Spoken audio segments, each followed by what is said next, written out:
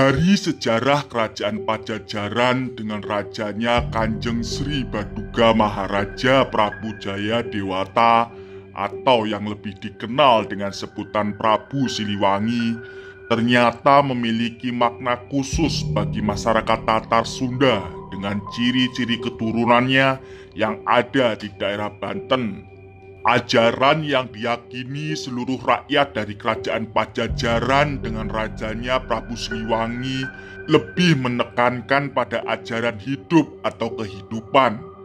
Salah satu ajaran jati Sunda yaitu Tritangtu Sunda Buana. Dalam Tritangtu Sunda Buana ada keunikan yang menjadi pedoman hidup rakyat dari kerajaan Pajajaran. Berikut ciri keturunan Prabu Siliwangi yang bisa kita lihat secara kasat mata di daerah Banten. Untuk para keturunan Pajajaran berupa tahi lalat yang membentuk seperti segitiga. Tanda tahi lalat yang membentuk segitiga inilah yang mempunyai makna Tritanggu Sunda Buana. Para keturunan dari Pajajaran mempunyai pedoman hidup seperti rakyat Pajajaran di masa lalu. Bahkan Prabu Siliwangi pun memegang teguh pedoman tersebut. Lalu untuk para keturunan dari Cirebon, dari Syekh Syarif Hidayatullah atau Sunan Gunung Jati, terdapat tanda khusus, yaitu garis putih di kuku. Selain tanda Tritanggu Sunda Buana, terdapat tanda garis putih lurus yang terdapat pada kuku jari tangan atau kaki. Tanda khusus ini dari garis putih lurus secara universal bermakna Islam yang dilambangkan dengan warna putih, sedangkan garis lurus berlambang jalan lurus menuju Sang Pencipta alam. Untuk diketahui, Syekh Syarif Hidayatullah pada masa awal kedatangannya ke Cirebon sempat melakukan syiar Islam di wilayah Banten bersama dengan Pangeran Walangsungsang. Mereka melakukan syiar Islam di wilayah Banten yang pada masa itu disebut sebagai Wahanten.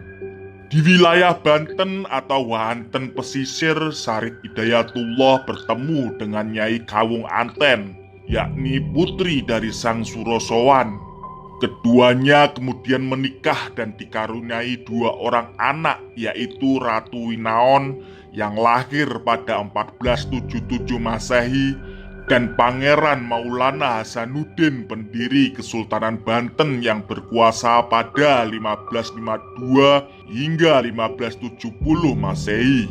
Dari keunikan Tritanggu Sunda Buana, yakni ciri keturunan Prabu Siliwangi yang dapat dilihat secara kasat mata, ada 3 falsafah hidup, yaitu Rama atau pendiri, kepala kampung, maupun kepala daerah yang mempunyai tugas mendirikan dan memimpin suatu daerah. Rama ini membabat alas daerah tersebut, sekaligus inilah yang menjadi pemimpin bagi rakyat di daerah itu. Yang kedua, Resi atau Pandita yang mempunyai tugas membimbing rakyat menuju suatu hal yang bijaksana dan hakiki menuju Sang Pencipta alam. Yang ketiga, Raja atau Prabu maupun pemimpin seluruh rakyat yang mempunyai tugas memimpin dan membuat kebijakan mengenai semua hal yang berhubungan dengan rakyat.